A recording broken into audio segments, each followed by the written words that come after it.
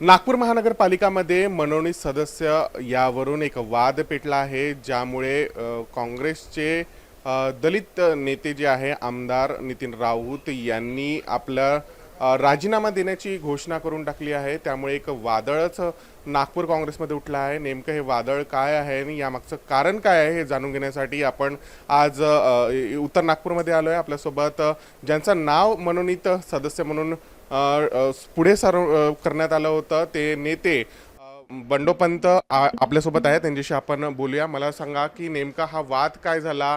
तुमचं नाव पुढे करण्यात आलं होतं, मात्र कोटेजा यांचं जे आहे हार तुरे घालून त्यांनी सेलिब्रेशन सुद्धा केलं, काय सांगाल याच्यावर?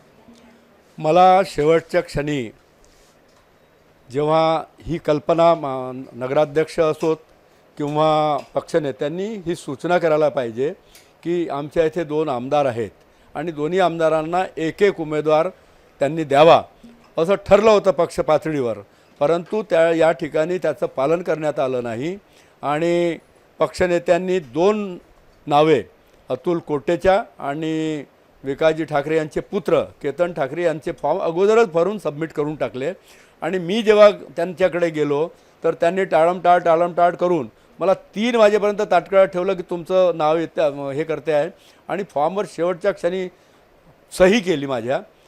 आणि आतमध्ये जेव्हा गेलो तर कमिशनर साहेबांनी सांगितलं की वेळ संपलेली आहे, वेळ जरी संपली तरी मी घेऊ शकतो, परंतु 2 फॉर्मचा कोटा असल्यामुळे काँग्रेसचा 3रा फॉर्म यामध्ये भरता येत नाही। आम्ही त्यांना विनंती केली की आम्ही 3रा नाव प्रदेशकडून आदेश आलेला आहे की जे 1 नाव अगोदरच भरलेलं ते परत घेणार आहेत, परंतु तसा काही या कायद्यामध्ये तरतूद नाही असं कमिशनर साहेबांनी सांगितलं आणि शेवटी मला निराश होऊन मी इकडे परतावं लागलं। नितीन राऊत साहेबांनी माझं नाव या ठिकाणाहून प्रदेशला आणि प्रदेशकडून त्यांना आदेश आला, परंतु त्यांनी प्रदेशच्या आदेशाचं पालन केलं नाही, काँग्रेस कमिटीच्या आदेशाचं पालन केलं नाही आणि त्यामुळे मला असं वाटते की अनेक लोक निराश आहेत आणि अनेकांचे सकाळपासून मला फोन आले आहेत कालपासून आणि बरेच लोक या कार्यपद्धतीवर नाराज आहेत आणि मला वाटते अशा कृतीमुळे थोडीशी काँग्रेस कमजोर होत आहे नागपूर शहरात असं माझं मत आहे। एकीकडे काँग्रेसचे 2 गट पडले आहे अशी नेहमी सूर मिळते, हे या प्रकरणावरून ते खुलं होत आहे का? आपण काय सांगाल? गट आहेत, परंतु महानगरपालिकेत गटबाजी संपवण्यासाठी सन्माननीय डॉक्टर नितीन राऊत साहेबांनी सुद्धा नमतं घेतलं।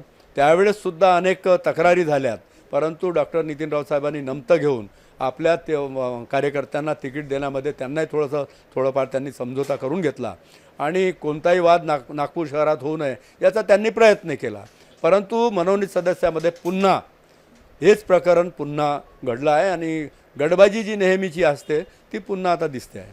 आता या प्रकरणावरूनच नितीन राऊत यांनी आपला राजीनामा देण्याचं म्हटलं आहे का? तुम्ही काय सांगाल? निश्चितपणाने त्यांनी जी आपली भूमिका मांडली पक्षासमोर आणि त्यांनी जो उमेदवार दिला त्याचा जर सन्मान होत नसेल तर नक्कीच त्यांचं मन दुखावलं आणि पक्षामध्ये असेच चालत असेल, माझ्यावर मी इतका सिनियर असूनही माझ्यावर जर अन्याय होत असेल, माझं कोणी ऐकत नसेल तर निश्चितच त्यांचं मन दुखावलं आणि त्यांनी राजीनामा देण्याचं आपण प्रसारमाध्यमामध्ये वाचलं असेल। याच हे प्रकरण जे आहे याचं पक्षश्रेष्ठी किंवा वरिष्ठ पातळीवर नेण्याचा प्रयत्न झाला आहे का? त्यांच्या कानावर ह्या गोष्टी गेल्या आहेत का? त्यांचं काय म्हणणं आहे या पूर्ण मुद्द्यावर? सन्माननीय डॉक्टर नितीन राऊत साहेबांनी वरिष्ठ जे नेते आहेत, प्रदेशाध्यक्ष असतील, आमचे प्रभारी रमेश चन्नीथल्लाजी आहेत, यांच्या कानावर ही गोष्ट टाकलेली आहे आणि त्यांनी याचं कॉग्निझन्स किती घेतलं याची मला तर माहिती नाही, परंतु त्यांच्याशी संपूर्ण विवरण त्यांनी नागपूर शहरातलं दिलं आहे आणि त्याची माहिती दिली आहे त्यांच्याकडून। कारण महानगरपालिकेचे प्रभारी जे रणजित कांबळे त्यांनी मला सुद्धा फोन केला की बंडोपंतजी तुमचा फॉर्म तयार नव्हता का? मी म्हटलं मी तयार होता, परंतु पक्षनेत्याची सही असल्याशिवाय तो फॉर्म सबमिट करता येत नाही आणि पक्षनेत्या ऐन वेळेवर 3 वाजता मला सांगितलं की गेटवर कमिशनरच्या राहा। मी गेटवर उभा होतो फॉर्म घेऊन, आतमध्ये जेव्हा गेलो तर 2 फॉर्म सबमिट झाल्यामुळे माझा फॉर्म घेण्यात आलेला नाही। एकंदरीतच हे प्रकरण वरिष्ठ पातळीवर नेण्यात आलं आहे, त्यांना सुद्धा या पूर्ण प्रकरणाची माहिती देण्यात आली आहे। यानंतर वरिष्ठ पातळीवरून नागपूरच्या काँग्रेसला काय सांगण्यात येते हे पाहणं महत्त्वाचं राहील। कॅमेरा पर्सन विलाससह मी प्रकाश शुंकलवार, राष्ट्रभान, नागपूर।